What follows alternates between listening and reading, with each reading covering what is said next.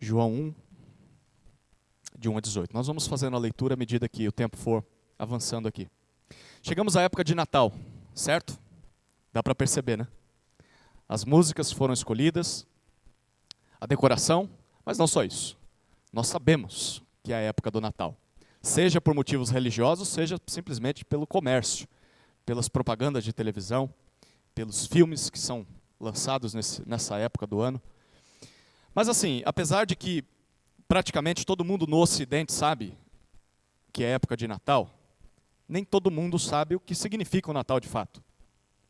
Bom, nós sabemos o que o Natal significa.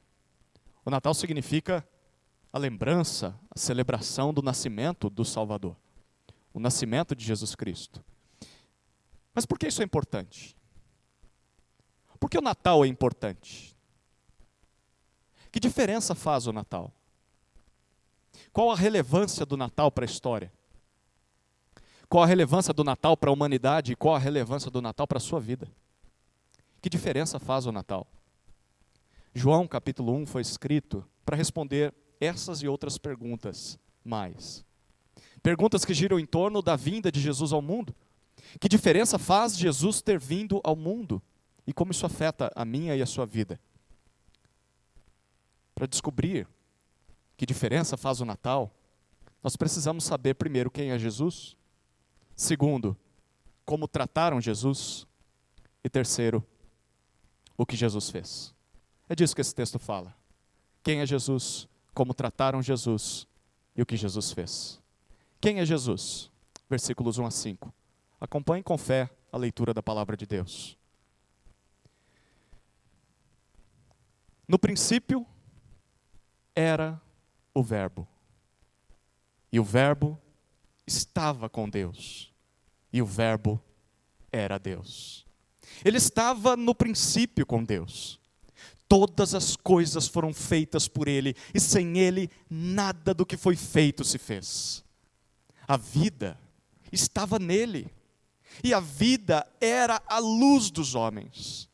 A luz resplandece nas trevas, e as trevas não prevaleceram contra ela. No Novo Testamento nós temos 4 evangelhos, você já deve ter reparado nisso. Os 3 primeiros, ou melhor, as 4 são narrativas da vida e da obra de Jesus. Os 3 primeiros foram escritos mais cedo, Mateus, Marcos e Lucas. João, possivelmente ou provavelmente, foi escrito 20 anos depois que os 3 primeiros já tinham sido escritos. E tudo indica que quem escreveu este evangelho aqui foi o apóstolo João, que ao final da vida ficou responsável pelo cuidado das igrejas da Ásia Menor.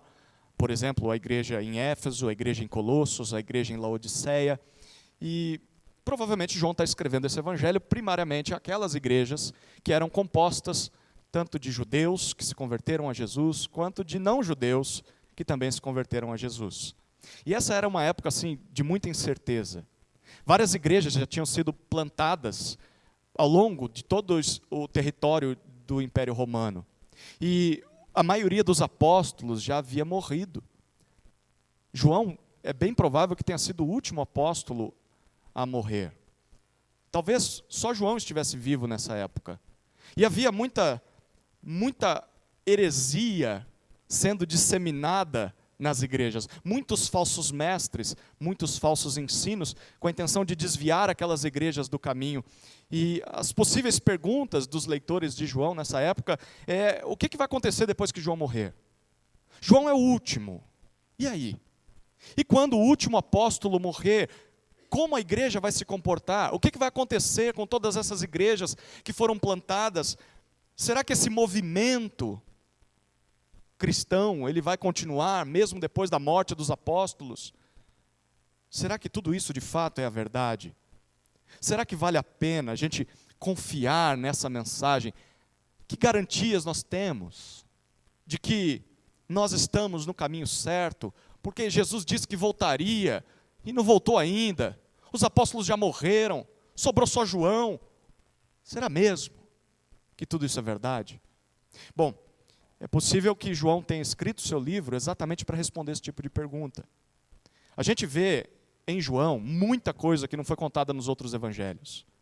A maior parte do livro de João é de histórias novas, que João percebeu que as pessoas precisavam saber sobre Jesus.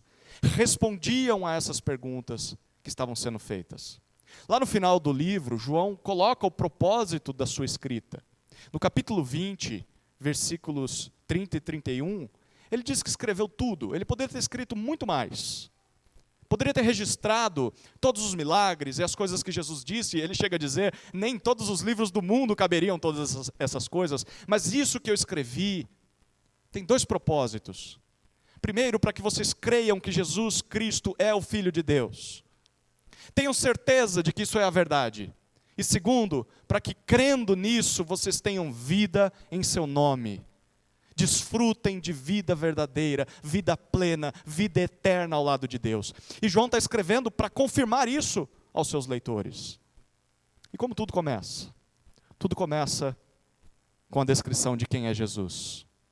No versículo 1, bem no comecinho do Evangelho, João usa uma linguagem muito comum para quem conhece um pouquinho de Bíblia.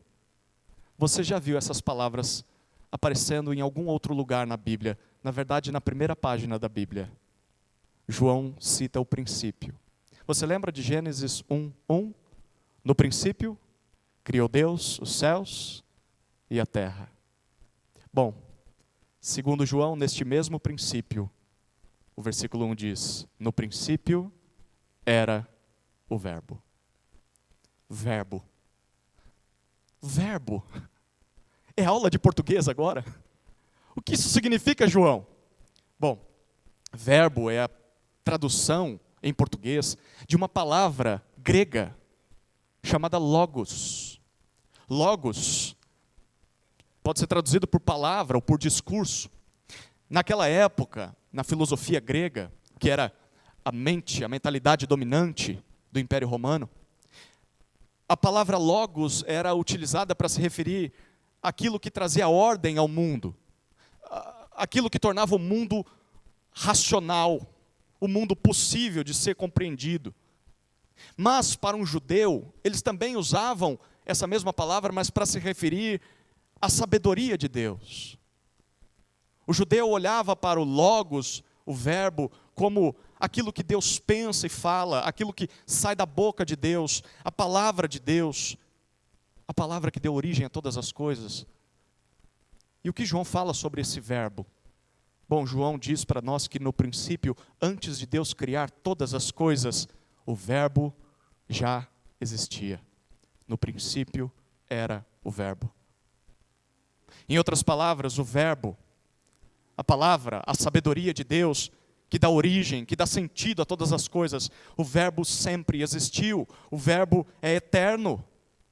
O verbo já existia antes de tudo, mas não só isso, ainda no versículo 1, João diz, e o verbo estava com Deus. De uma forma que a gente não consegue compreender, o verbo já era a companhia de Deus desde a eternidade. Antes de tudo ser criado, Deus não estava sozinho. Houve alguém na história da igreja, um catecúmeno, alguém que estava sendo catequizado para ser batizado, que perguntou para Santo Agostinho, o que Deus fazia na eternidade? E o Santo Agostinho respondeu assim, fazia o inferno para quem faz esse tipo de pergunta. Depois ele explicou que não era isso não que ele fazia. Mas Deus já estava em companhia do verbo. Isso é difícil de compreender, não é? Deus, na eternidade, tinha companhia. Isso significa que Deus não criou todas as coisas só porque Ele estava sozinho e carente de atenção. Deus não criou todas as coisas porque Ele estava sem ninguém. Ele tinha companhia, uma companhia eterna, mas também uma companhia divina. Porque João ainda diz no versículo 1, e o verbo era Deus.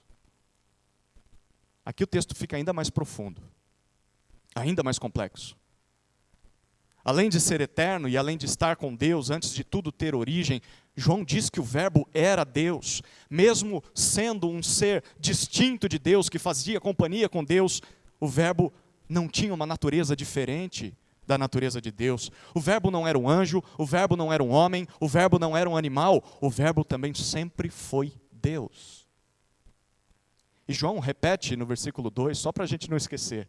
Esse verbo estava no princípio com Deus.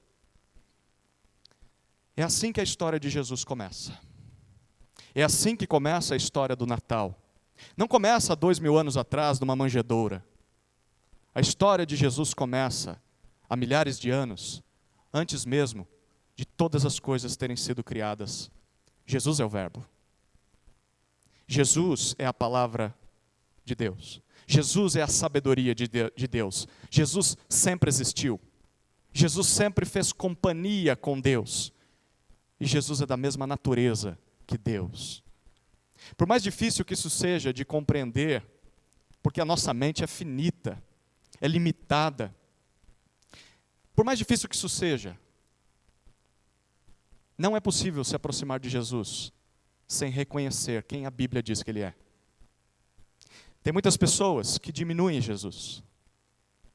Mas a Bíblia começa nos evangelhos dizendo que Jesus é Deus. Nada mais, nada menos do que isso. Jesus é Deus. Jesus é tão eterno e tão divino quanto Deus Pai. Mas ao mesmo tempo, Jesus é uma pessoa diferente de Deus, uma pessoa que fazia companhia a Deus desde a eternidade. Um autor do passado, vale a pena ler o que ele escreveu, C.S. Lewis, já ouviu falar? Autor de As Crônicas de Nárnia. C.S. Lewis dizia o seguinte, olha, diante de uma afirmação como essa que João está fazendo, só tem 3 possibilidades. Ou Jesus era um mentiroso, e ele dizia ser Deus, e ele enganou muita gente. Essa é a primeira possibilidade. Segunda possibilidade, ou Jesus era um louco. Ele achava sim que era Deus, mas era coisa nenhuma, ele era um ser humano como qualquer outro. E ele enganou todo mundo também, e foi enganado por si mesmo. Ou a terceira possibilidade, ou ele de fato era Deus. Não tem uma quarta opção. Ou ele é mentiroso, ou ele é louco, e é difícil um mentiroso fazer o que ele fez. É difícil um louco fazer o que ele fez. É impossível. Ou ele era Deus. Deus de fato. E se Jesus é Deus, isso muda tudo. Se Jesus é Deus, Ele não é só mais um profeta. Se Jesus é Deus, Ele não é simplesmente mais um mestre religioso dentre tantos outros que surgiram na história. Se Jesus é Deus, Ele não é um curandeiro somente. Jesus não é apenas um sábio. Jesus não é só um ser humano que viveu uma vida exemplar, a qual nós devemos imitar somente. Não. Se Jesus é Deus, nós devemos nos submeter a quem Ele é. Nós devemos crer no que Ele diz, mesmo que a nossa mente finita não seja capaz de compreendê-lo completamente. Jesus é Deus. A pergunta é, você faz isso? Você se submete à divindade de Jesus? Você crê que Ele é o verbo de Deus? Mas não é só isso. O versículo 3 acrescenta e diz que todas as coisas foram feitas por Ele. E sem Ele, nada do que foi feito se fez. Se a gente volta para a narrativa de Gênesis 1, nós descobrimos que Deus criou todas as coisas através da sua fala, da sua voz. Deus dizia e algo surgia do nada. Não tinha matéria-prima. Ele não usou uma massinha e a partir da massinha criou as coisas. Deus simplesmente fala e as coisas surgem pelo poder da palavra. E João está dizendo para nós no versículo 3, que Jesus é essa fala. Jesus é essa voz. Jesus é o meio pelo qual Deus criou todas as coisas que existem nesse mundo. Foi através de Jesus que Deus criou os planetas. Foi através de Jesus que Deus criou o céu, a terra, criou as estrelas, criou os mares, criou o sol, a lua. Foi através de Jesus que Deus criou as plantas, as flores, os animais. Foi através de Jesus que Deus criou o homem. E se você passear um pouco mais na sua Bíblia, lá em Colossenses capítulo 1, Paulo diz que Ele é a imagem do Deus invisível, e por meio dele foram criadas todas as coisas, tanto as visíveis quanto as invisíveis, tanto no céu como na terra e debaixo da terra. E é Ele quem sustenta todas as coisas. Jesus é o meio pelo qual Deus criou todas as coisas e pelo qual Deus sustenta todas essas coisas.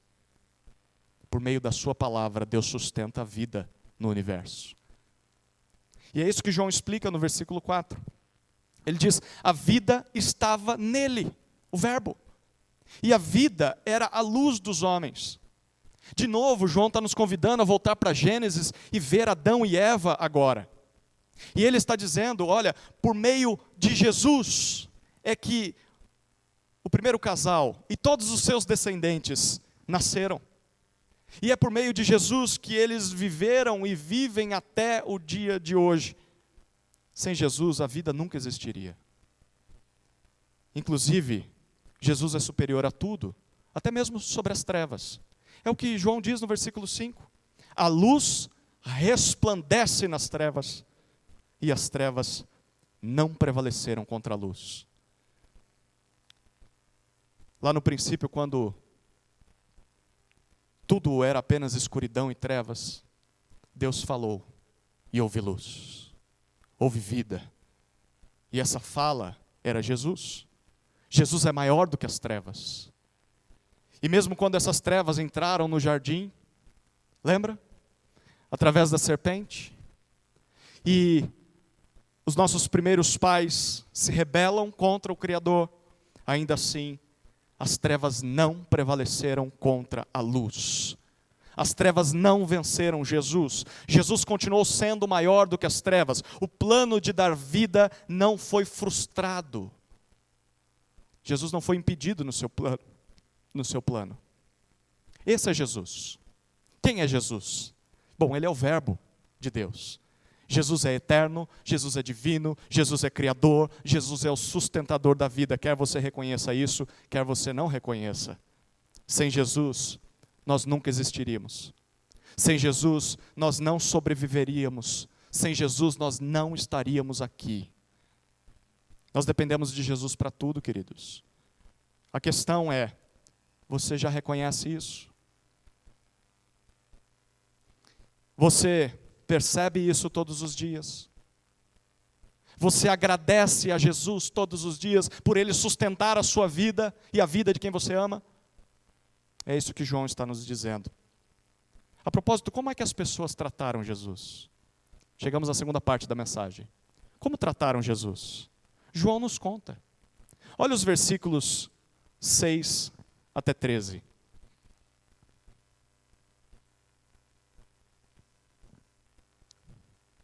Houve um homem enviado por Deus, e o nome dele era João. Este veio como testemunha, para testificar a respeito da luz, para que todos viessem a crer por meio dele. Ele não era luz, mas veio para dar testemunho da luz, a verdadeira luz, que, vinda ao mundo, ilumina toda a humanidade. O Verbo estava no mundo. O mundo foi feito por meio dele, mas o mundo não o conheceu. Veio para o que era seu, e os seus não o receberam. Mas a todos quantos o receberam, deu-lhes o poder de serem feitos filhos de Deus, a saber, aos que creem no seu nome, os quais não nasceram do sangue, nem da vontade da carne, nem da vontade do homem, mas de Deus. Como as pessoas reagiram e trataram a Jesus? João nos apresenta 3 reações. A primeira é do testemunho. Nos versículos 6 a 9, ele fala sobre um homem enviado por Deus, cujo nome era João. Outro João, não o mesmo autor do Evangelho. João, e se você conhece um pouquinho da história de Jesus, você sabe que João era esse. João o Batista. Não da primeira igreja batista de Jerusalém, mas o João que batizava, por isso ele era chamado de Batista. O João tinha um papel, e no versículo 7 nós vemos esse papel. Ele veio como testemunha, para testificar, para dar testemunho a respeito da luz. O que João está nos dizendo aqui é o seguinte, olha, se Jesus é tudo o que nós vimos até agora, os versículos 1 a 5, o João Batista foi enviado por Deus para confirmar isso às pessoas. Com qual objetivo? O finalzinho do versículo 7 diz, para que todos viessem a crer por meio dele. João Batista tinha uma missão principal, fazer com que as pessoas crescem em Jesus. Em Mateus capítulo 11, lá no versículo 11, Jesus disse que entre os nascidos de mulher, não apareceu ninguém maior do que João Batista. É assim que o Novo Testamento apresenta João Batista. João Batista é o último dos profetas. João Batista é aquele que precederia a vinda do próprio Deus em pessoa entre os homens. E é isso que João pregava às pessoas. Nos versículos 8 e 9, nós vemos o discurso de João. Ele dizia que não era a luz, não era ele a luz, mas ele veio para testemunhar da luz. E no versículo 9 nós lemos: a verdadeira luz, que vindo ao mundo, ilumina a toda a humanidade. João foi a testemunha de Jesus. Deus enviou João para confirmar às pessoas de que Jesus era a luz, o Verbo eterno, que resplandece e prevalece contra as trevas. Quem crê em Jesus é iluminado. Jesus é a luz. Quem crê em Jesus é retirado das trevas do pecado. Quem crê em Jesus passa a receber vida plena. É isso que João testemunhava. A pergunta é: e aí, você crê em Jesus? Você já foi iluminado? Você encontrou a verdadeira luz? Ou ainda, talvez você continue em trevas? Talvez ainda está como o restante do mundo, que não reconhece o Salvador. Sabia que é possível sair das trevas? Sabia que ainda há esperança para você, se você ainda está nas trevas? E há esperança para qualquer um nesse mundo.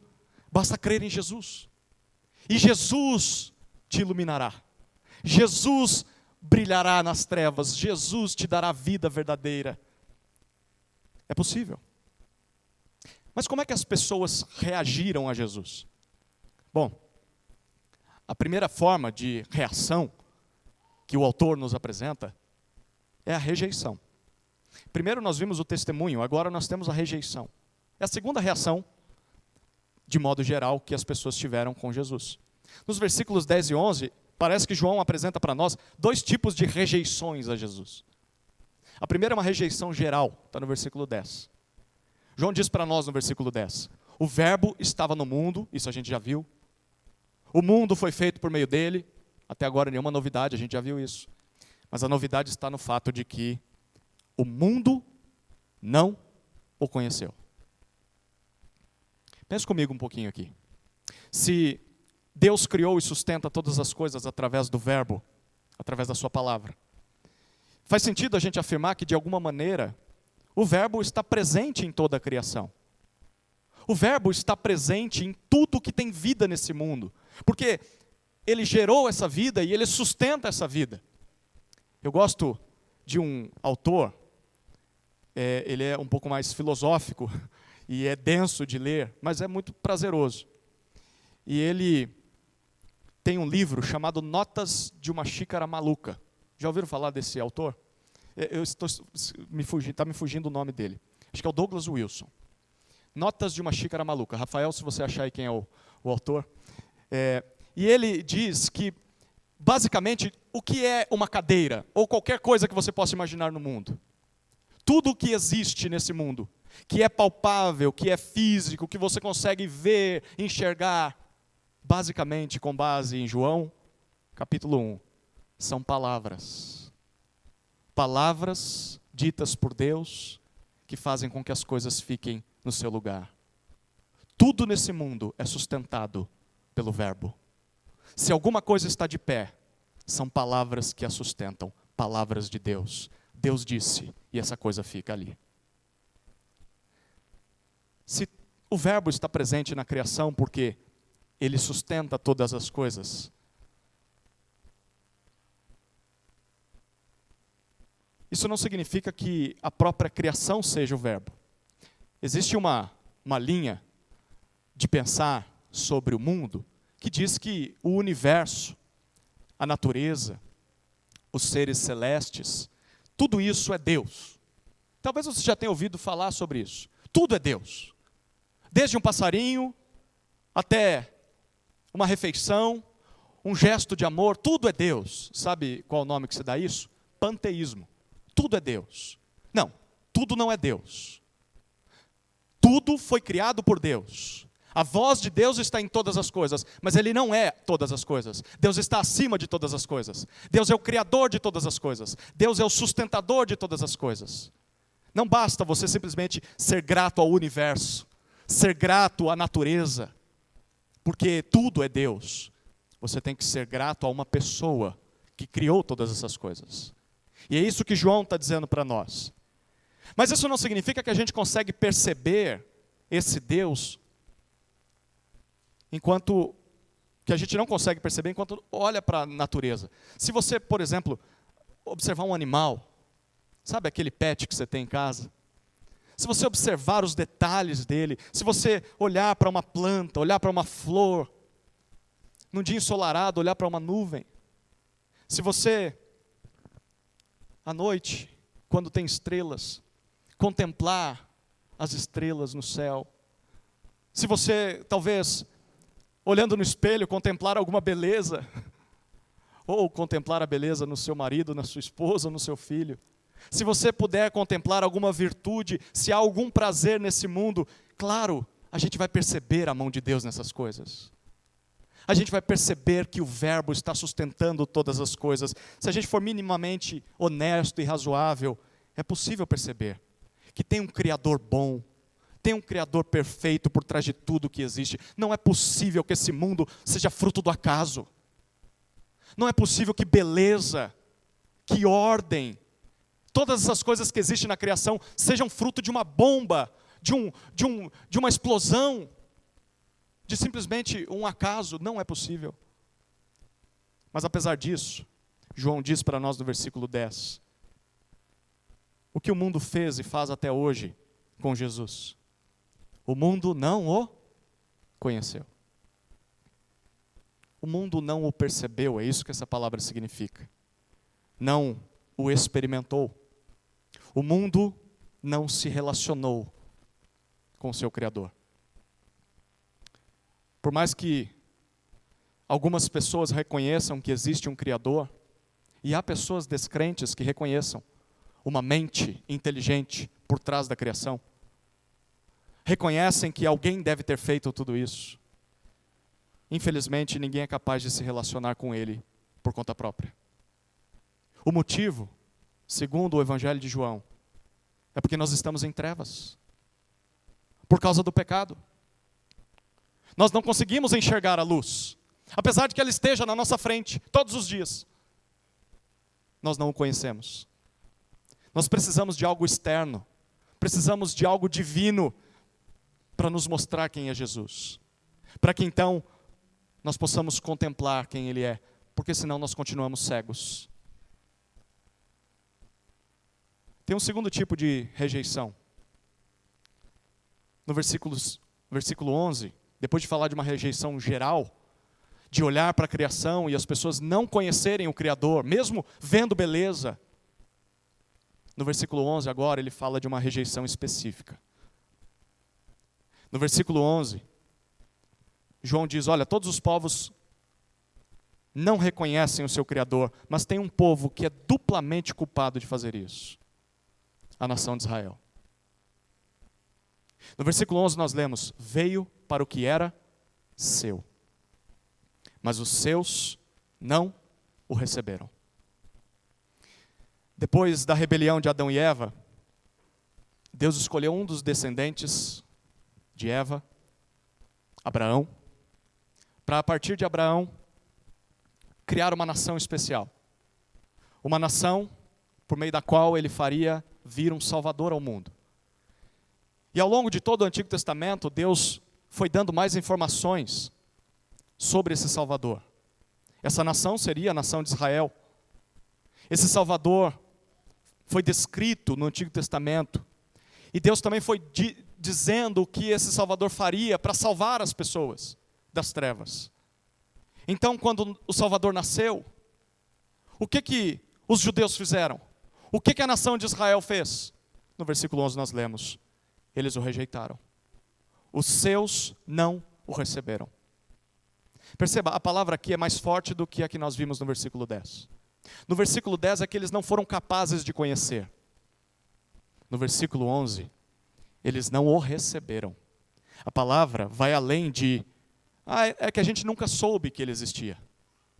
Não é isso que essa palavra significa. Não é que eles não viram o Salvador. Não é que, como os demais povos, eles sequer sabiam que existia um Salvador. A nação de Israel, ao ver o Salvador, ao ouvir o Salvador, ainda assim se recusou a aceitá-lo, a reconhecê-lo como Salvador. O peso é maior. Sim, os demais povos são culpados. João está condenando eles. João está dizendo, eles são culpados por rejeitarem o verbo que os criou, que sustenta a vida deles, a olharem para a criação, a olharem para a natureza, eles são culpados, porque ainda assim viram as costas para a luz. Mas Israel é duplamente culpado. Porque, além de ter esse testemunho da natureza, da criação, Israel tem o testemunho da Escritura.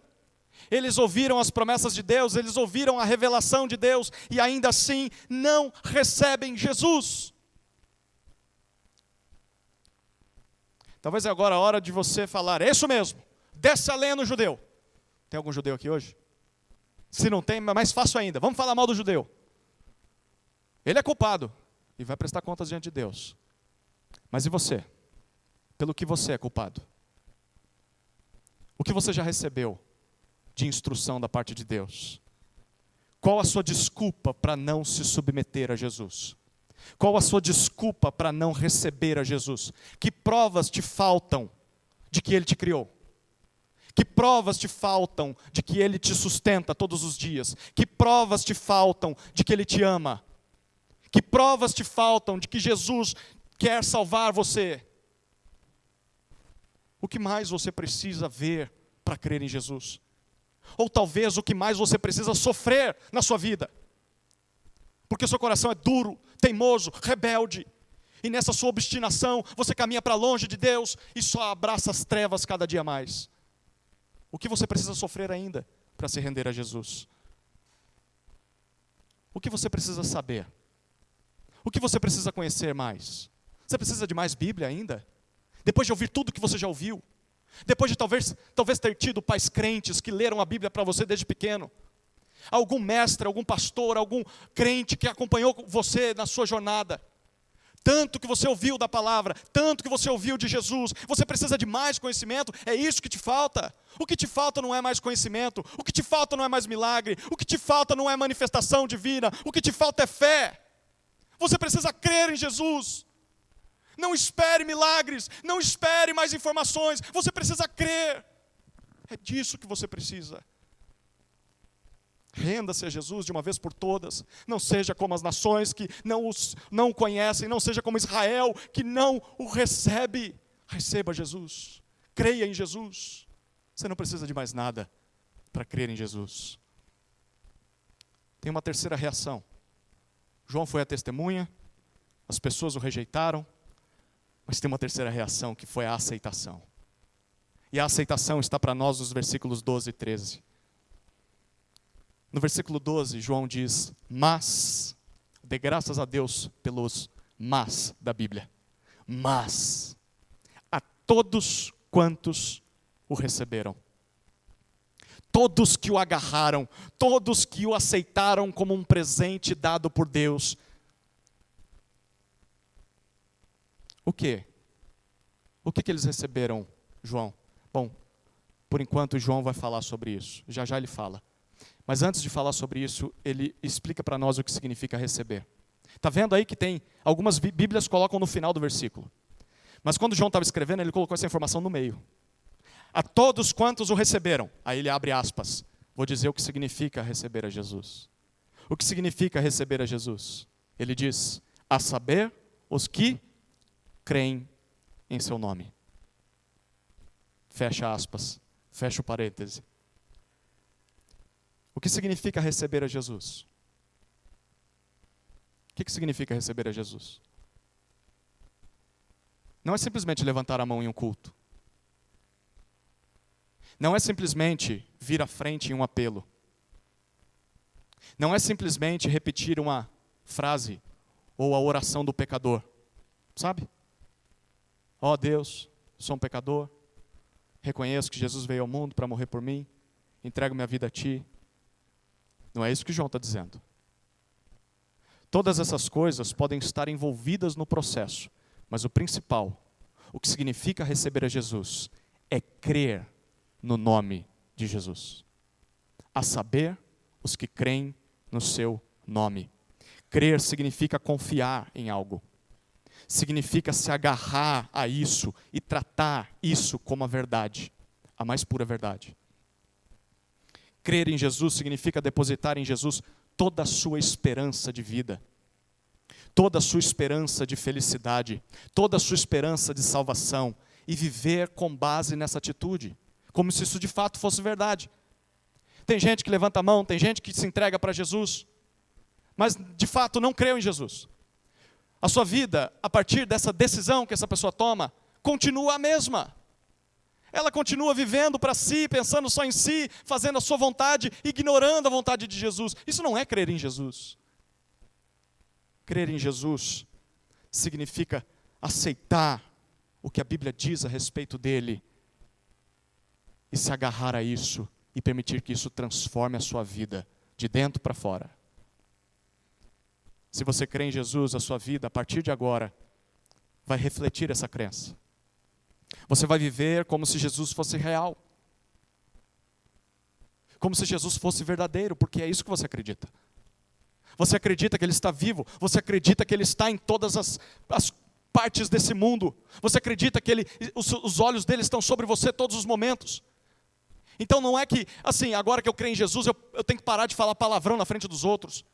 Eu tenho que parar de fazer as coisas erradas, porque as pessoas vão começar a me julgar, porque agora eu faço parte da igreja. Não é, isso não significa crer em Jesus. Crer em Jesus significa, eu sei que Ele está comigo todos os momentos, quando eu estou sozinho no meu quarto, quando eu estou caminhando para ir trabalhar, quando eu estou trabalhando, quando eu estou cercado de pessoas, quando eu estou sozinho. Crer em Jesus significa dizer e viver como se Jesus fosse real. Jesus está aqui, Jesus é verdadeiro. Jesus não só está olhando para mim com um olhar de julgamento, mas Jesus está disposto a me ouvir. Jesus está aqui para me consolar. Jesus está aqui para me amar. E isso é crer em Jesus. E isso muda tudo. Muda toda a nossa vida. Isso é crer em Jesus. Mas a todos quantos o receberam, isso significa crer em seu nome, versículo 12, Jesus dá algo em troca. Jesus dá um retorno. E o que Jesus devolve para quem crer nele? Para quem o recebe? Olha o versículo 12. Deu-lhes o poder de serem feitos filhos de Deus. Espera aí. Isso aqui significa que, apesar de terem sido criados por Deus, nem todos os seres humanos são filhos de Deus? É isso? Sim, é isso que esse texto significa. O motivo é porque nós viramos as costas para Deus lá no jardim. Desde aquele dia, nós quebramos a comunhão que nós tínhamos com Deus. Nós deixamos de desfrutar de intimidade com Deus. Mas Deus não desistiu da gente. Deus foi atrás de nós e em Jesus nos oferece o poder, a prerrogativa, o direito, a permissão, a capacidade de nos tornarmos filhos de Deus. Mais uma vez. Enfim, comunhão com Deus. E isso é algo que a gente ganha por código genético. Assim, estava no meu pai, na minha mãe, filho de crente. Ímpiozinho não é crentinho não. É porque meu pai era crente que eu me torno filho de Deus? Será que é algo que talvez eu consiga produzir como resultado da soma de ações? Talvez, se eu fizer as coisas bem feitas, se eu for um religioso assim, exemplar, será que eu consigo me tornar filho de Deus? Será que eu sou capaz de conquistar esse negócio? É assim? João diz para nós, não. No versículo 13 ele diz, os filhos de Deus, que se tornaram filhos porque creem em Jesus, não nasceram do sangue, nem da vontade da carne, nem da vontade do homem, mas de Deus. Por conta própria, nós somos incapazes, primeiro, de perceber que estamos cegos. Se você conhece alguém que não crê em Jesus, você sabe disso. Ele acha que sabe tudo. Ele acha que tem a fórmula mágica da vida. Que não precisa dessas coisas que você precisa. Que é superior a você. Eu não preciso de igreja. Eu não preciso de um pastor dizendo para mim o que eu tenho que fazer. Eu não preciso de Bíblia. Eu não preciso me submeter a isso aí. Eu estou bem. Estão cegos e nem sabem. Por conta própria, somos incapazes de perceber a cegueira, as trevas em que estamos. Quanto mais sair das trevas. É por isso que nós precisamos de Deus. Que Deus nos ilumine. Que Deus nos mostre Jesus. E quando isso acontece, não tem outra resposta senão crer em Jesus. Como trataram a Jesus? Bom, houve uma testemunha, houve aqueles que o rejeitaram e houve aqueles que o aceitaram. Como você tem reagido a Jesus? Como você tem tratado Jesus? E por que isso é importante? É importante por causa do que Jesus fez, e chegamos à terceira parte e última do sermão. O que Jesus fez? Nós lemos os versículos 14 a 18. Acompanhe comigo a leitura.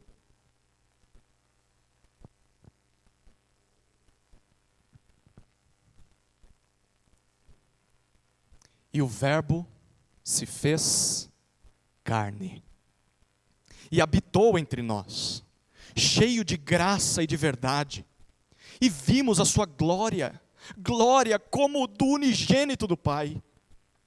João dá testemunho a respeito dele e exclama: este é aquele de quem eu dizia, ele vem depois de mim, mas é mais importante do que eu, pois já existia antes de mim. Porque todos nós temos recebido da sua plenitude e graça sobre graça. Porque a lei foi dada por meio de Moisés. A graça e a verdade vieram por meio de Jesus Cristo. Ninguém jamais viu Deus. O Deus unigênito, que está junto do Pai, é quem o revelou. Aqui João nos apresenta 3 afirmações sobre Jesus. 3 ações de Jesus. O que Jesus fez? A primeira ação está no versículo 14.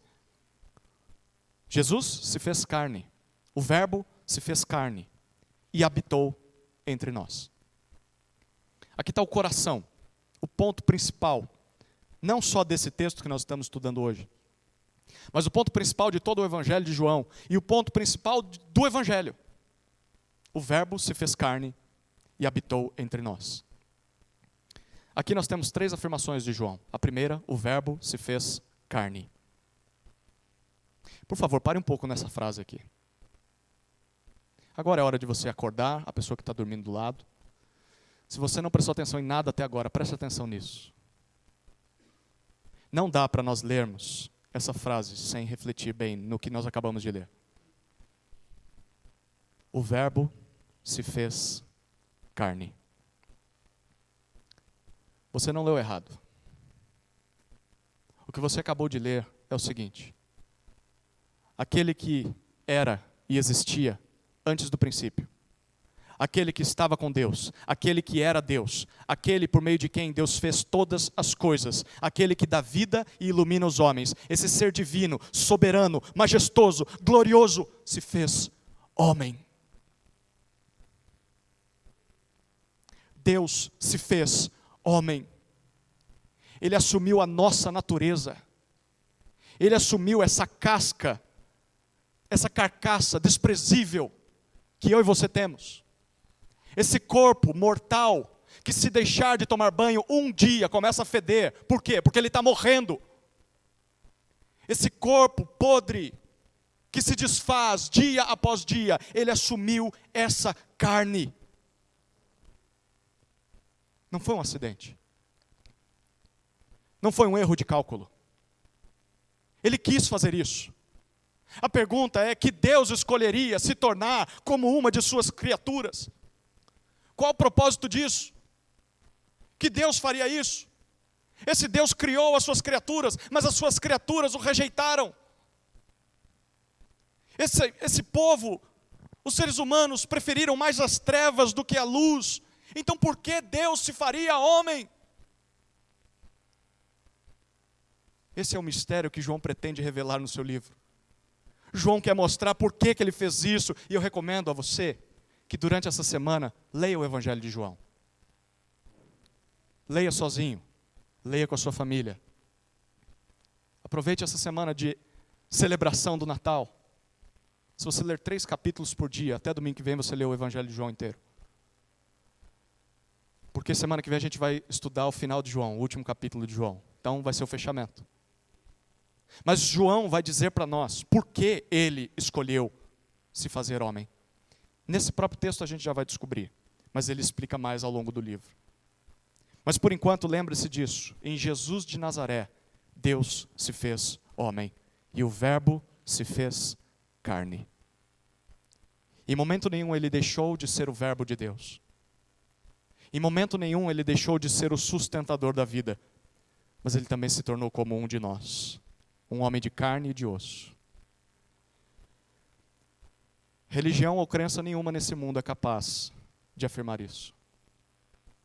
Você pode estudar a história das religiões. Você pode estudar todos os dogmas e crenças da nossa época. Mas você não vai encontrar um documento, uma crença, uma filosofia que seja de um Deus se fazendo como a criatura, porque Ele quis. O único Deus que existe nos ama tanto, que assumiu a nossa humanidade. Já parou para pensar nisso? No momento de maior dor da sua vida, esse Deus é capaz de ouvir, eu sei o que você está sentindo. Ele é capaz de dizer isso. Eu sei. Eu sei o que é sentir dor de barriga. Eu sei o que é sentir dor de cabeça. Eu sei o que é perder um ente querido. E o Verbo se fez carne. Esse é o Deus que nós temos. Segunda afirmação de João, e o Verbo habitou entre nós, cheio de graça e de verdade. Para dizer isso, João utiliza uma palavra interessante para nós. Habitar é a tradução de uma palavra grega que foi usada para traduzir uma frase, armar uma tenda. Literalmente, o que João está dizendo é o seguinte: na pessoa de Jesus, Deus armou sua tenda entre nós, armou sua casa entre nós. Mas para um judeu, essa palavrinha, ela significava muito mais do que isso. No Antigo Testamento, essa palavrinha foi usada para se referir ao tabernáculo de Deus. Lembra quando o povo de Israel sai do Egito e eles estão no deserto, Deus dá a lei para eles, e Deus diz para Moisés construir um tabernáculo que seria montado e desmontado, dependendo de onde eles ficassem. No tabernáculo, que futuramente seria substituído pelo templo, lá em Jerusalém, o que acontecia no tabernáculo? Bom, lá os israelitas ofereciam sacrifícios a Deus, como uma substituição pelos seus pecados. E lá no tabernáculo, Deus se manifestava a Israel, como um sinal de que aceitava aquele sacrifício. Em outras palavras, no tabernáculo, Deus se fazia presente entre os homens, como tinha sido lá no jardim, como tinha sido lá no princípio. No tabernáculo, os homens encontravam a Deus face a face. E o que João está dizendo para nós no versículo 14, ele está dizendo que ao se tornar homem, Deus se manifestou às pessoas na pessoa de Jesus. Jesus foi o tabernáculo, Jesus foi o templo de Deus neste mundo. E tem um detalhe, enquanto o templo em Jerusalém ainda existia. O templo, quando Jesus vem ao mundo, deitado naquela manjedoura, aquele templo, lá em Jerusalém, não é mais o local da habitação de Deus. É naquela manjedoura, na pessoa de Jesus. Deus armou a sua tenda entre nós, na pessoa de Jesus. Isso significa que a partir da encarnação de Jesus, agora os homens podem voltar a se relacionar com Deus. Não mais através do tabernáculo, não mais através de um templo, seja em Israel, seja em São Paulo. Não mais. Agora, os homens podem encontrar a Deus através do corpo de Cristo. Através de Jesus. E é somente em Jesus que o pecador encontra o Deus Santo. E após a sua morte e ressurreição, essa presença de Jesus, de Deus entre os homens, seria realizada, como Jesus diz no próprio Evangelho, através do envio do seu Espírito, o outro Consolador. Jesus estaria presente não mais visivelmente entre eles, ou com eles, mas entre eles, dentro deles, dentro dos seguidores de Jesus. Terceira afirmação, ainda no versículo 14. E vimos a sua glória, glória como do unigênito do Pai. Jesus tem, como diz John Piper, uma glória peculiar. Tem até um livro sobre isso. O que significa glória? Glória significa brilho, esplendor, majestade, nobreza, importância. João diz para nós que ele e os seus companheiros viram essa glória. E como essa glória se parecia? No versículo 14 nós lemos: glória como do unigênito do Pai. Unigênito. Essa é uma outra palavra interessante. João utiliza essa palavra mais 4 vezes no Evangelho. Uma no versículo 18, que nós vamos estudar. Uma no capítulo 3, versículo 16. João 3,16, todo mundo lembra? E uma em João 3,18. Unigênito significa o filho único. Ou o filho de um único tipo. Um filho exclusivo. De alguma forma, que talvez a gente não consiga conceber, Jesus é o filho do Deus Pai. Mas Jesus é o filho de Deus, não no sentido de que Deus teve uma esposa e nasceu um filho. Porque a primeira coisa que a gente imagina de filho é isso. Um filho é alguém que nasceu de Deus. A palavra unigênito não significa isso. Jesus é o Filho de Deus no sentido de que ele está ligado a Deus de uma forma única, de uma forma exclusiva, a ponto, diz João, de refletir a sua glória. Ao olharmos para Jesus, nós contemplamos a glória do Pai. Jesus diz isso no capítulo 14, versículo 8. Ele diz: quem vê a mim, vê o Pai. Ninguém mais revela quem Deus é com tanta exatidão quanto Jesus. Vimos a sua glória, glória como a do unigênito do Pai. Essa é a primeira ação de Jesus, se fez carne e habitou entre nós. Segunda ação, está no versículo 15 e vai até o versículo 17. Ele nos trouxe a graça e a verdade. No versículo 15, João nos faz olhar novamente para João Batista, só que agora para um dos discursos de João Batista. João Batista dava testemunho a respeito do Verbo que se fez carne. Este é aquele de quem eu dizia, ele vem depois de mim, mas é mais importante do que eu, porque ele já existia antes de mim. Basicamente o que João estava afirmando é exatamente aquilo que o texto já nos disse até agora. Jesus de Nazaré não é apenas um homem qualquer. João Batista dizia: esse Jesus, que apesar de estar vindo depois de mim, antes de existir o mundo, ele já existia. E por isso ele é superior, ele é mais importante do que eu e do que qualquer outro profeta, do que qualquer outra pessoa. E parece que no versículo 16 nós temos uma explicação do autor do livro sobre aquilo que João Batista pregava. No versículo 16 ele diz: porque todos nós, aqui ele está se referindo a todos aqueles que creem em Jesus, que criam naquela época, todos nós temos recebido da sua plenitude, de tudo que ele é, graça sobre graça. Graça é um favor, um presente que você não merece. No Antigo Testamento, Deus é descrito como um ser de graça, como a fonte de toda graça. Tudo o que Deus fez pelo seu povo no Antigo Testamento era graça. O povo nunca mereceu. Israel nunca mereceu. A humanidade nunca mereceu tudo isso que a gente está lendo no texto. Eu e você não merecemos, não. Mas em Jesus, ele diz: nós recebemos graça ao quadrado. Graça sobre graça. Muito mais graça do que aquilo que nós já vimos no Antigo Testamento, que o Deus de graça fazia. E é isso que João explica no versículo 17. Ele fala: porque a lei foi dada por Moisés. Foi através de Moisés que Deus explicou aos homens como eles deveriam se purificar de seus pecados, como eles deveriam oferecer sacrifícios para poder se aproximar de Deus. Mas a graça e a verdade vieram por meio de Jesus Cristo. Será que isso significa que na lei de Moisés não havia graça? Porque a graça e a verdade agora só vieram por causa de Jesus, por meio de Jesus? Bom, a resposta é claro que não. Existia graça no Antigo Testamento. Inclusive, a própria lei é uma forma de graça. É uma forma de Deus dizer a Israel, a homens pecadores, de que forma eles poderiam se achegar a Ele, sem serem consumidos por sua glória, por sua santidade. Mas o que João está dizendo para nós é que essa forma apresentada por Deus na lei, através de Moisés, expressa por meio de sacrifícios, era uma graça incompleta. Porque era incapaz de perdoar o povo definitivamente. É por isso que eles tinham que fazer sacrifícios toda semana.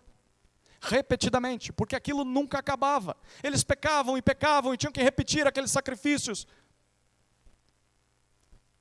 É por isso que Jesus veio ao mundo. Jesus veio ao mundo para, enfim, derramar a graça definitiva de Deus sobre os homens. Jesus é o cumprimento da lei de Moisés.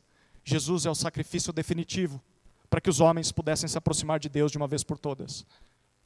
Se a rebeldia do pecado de Adão lá no jardim, mas de toda a humanidade, se essa rebeldia na lei exigia o castigo de morte diante de Deus, que era simbolizado com um cordeiro sem defeito, sacrificado diante de Deus, feito dentro do tabernáculo, na cruz, na vinda de Jesus, na morte de Jesus naquela cruz, Ele assumiu definitivamente sobre si esse castigo, de forma completa, em nosso lugar, para que nós pudéssemos ser completamente perdoados por Deus.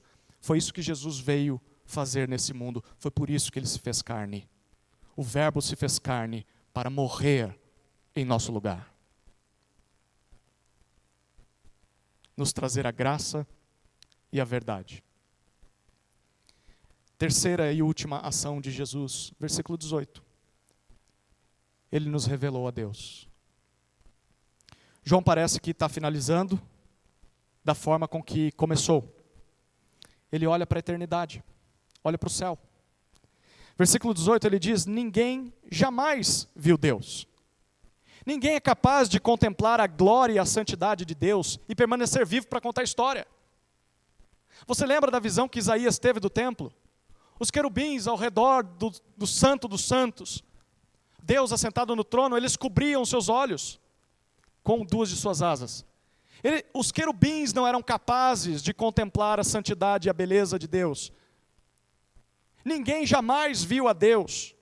Nenhum ser em toda a criação, seja um animal, seja um ser humano, seja um ser angelical, nenhum ser é capaz de olhar para Deus face a face e continuar vivo.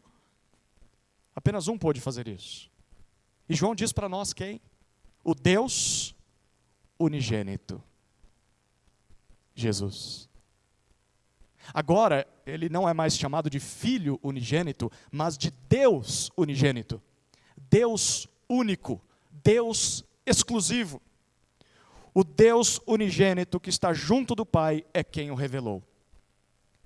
Só Jesus é capaz de contemplar Deus face a face e continuar vivo. Mas perceba dois detalhes do que João diz aqui. O primeiro detalhe é onde Jesus está. O que você está lendo no versículo 18? O Deus unigênito que está junto do Pai. Quando é que João escreveu isso aqui? Você lembra? Eu falei um pouquinho no começo. João escreveu isso cerca de 50 anos depois de Jesus ter nascido, ter vivido nessa terra, ter morrido naquela cruz, ter ressuscitado, ter voltado aos céus. E João está dizendo para nós, o Deus unigênito que está junto ao Pai. O que João está dizendo para mim e para você é que Jesus não só estava com Deus no princípio, antes de tudo o mais ser criado, como Jesus voltou para a presença de Deus. E Ele está lá, e continua lá, até o dia de hoje, e para todo sempre. Jesus está junto do Pai, e é isso o que a Bíblia nos fala sobre Jesus. O Deus unigênito, que após vir a esse mundo para nos salvar, voltou à presença de Deus em glória e majestade. E como eu e você devemos responder a esse Jesus? Em fé e em adoração, porque Ele é Senhor do do universo. Não tem outro caminho, não tem outra forma de tratar Jesus senão dessa forma. Ele está junto do Pai. Mas tem um segundo detalhe. O que Jesus fez. E é o final do versículo 18. O Deus unigênito que está junto do Pai é quem o revelou. Jesus nos revelou a Deus. Revelar significa expor alguma coisa. Relatar detalhadamente. Sabe quando você chega em casa e a sua esposa pergunta como foi o seu dia? Ela espera que você dê uma revelação do seu dia para ela. Que você exponha detalhadamente. Porque é isso que ela fará com você. Ela vai contar desde o café da manhã até o último segundo antes de você entrar por aquela porta. Não é isso, esposas? Isso dá uma ideia do que significa revelar, mas vai muito além disso. Revelar significa contar tudo, nos mínimos detalhes. Só Jesus é capaz de nos revelar o Pai. Só Jesus é capaz de nos mostrar com clareza, com riqueza de detalhes, com profundidade, quem Deus é em toda a sua completude. É por isso que o Antigo Testamento apontava para Jesus, porque só Ele mostra quem realmente Deus é. É por isso que o Novo Testamento nos fala tanto sobre Jesus. Nessa semana, eu e o Vitor lemos Filipenses capítulo 1, versículos 1 a 11. Quantas vezes nós vimos Jesus aparecendo em 11 versículos? 7 ou 9 vezes. Em 11 versículos, em uma introdução de uma carta, nós vimos a palavra Jesus, o nome de Jesus aparecendo praticamente em cada um dos versículos. É por isso que o Novo Testamento fala tanto de Jesus. É por isso que a nossa fé deve estar baseada em Jesus, enraizada em Jesus, porque só Jesus nos revela o Pai, mas ninguém. Nenhuma religião, nenhuma crença, nenhuma pessoa, nenhum profeta, nenhum anjo é capaz de nos revelar quem Deus é. Só Jesus pode fazer isso. Por isso Jesus precisa ser o centro da nossa vida. Jesus precisa ser o centro da nossa devoção, da nossa oração, da nossa adoração como igreja, do culto, da vida dessa igreja. Jesus precisa ser aquele a quem nós adoramos, a quem nós nos curvamos, a quem nós oramos, por meio de quem nós oramos. É Jesus. Ele revela o Pai. Se nós temos a Jesus, nós não precisamos de mais nada, nós não precisamos de mais ninguém para conhecer o Pai, nós já temos tudo que precisamos. Que diferença faz o Natal? Qual a relevância, qual a importância do Natal para a história, para a humanidade, para a nossa vida? O Natal diz respeito à vinda de Jesus ao mundo. Jesus é aquele por meio de quem Deus fez novas todas as coisas. João está nos contando um novo princípio. No princípio, criou Deus os céus e a terra. E o pecado veio e manchou tudo. No princípio, o Verbo estava com Deus. O Verbo era Deus. E o Verbo se fez carne para reverter o estrago que o pecado causou. Por meio de Jesus, Deus faz novas todas as coisas. Ele faz você nascer de novo. E no último dia fará novo céu e nova terra. E esse novo céu e nova terra será o tabernáculo de Deus entre os homens. Foi o que nós oramos no começo do culto. Quando nós cremos em Jesus, nos tornamos filhos. E isso garante que um dia viveremos para sempre na presença desse Deus, junto com o Verbo, com Jesus Cristo exaltado, à destra de Deus Pai. Eu vou finalizar com João 17:3. Jesus descreve o que é essa vida. João capítulo 17, versículo 3.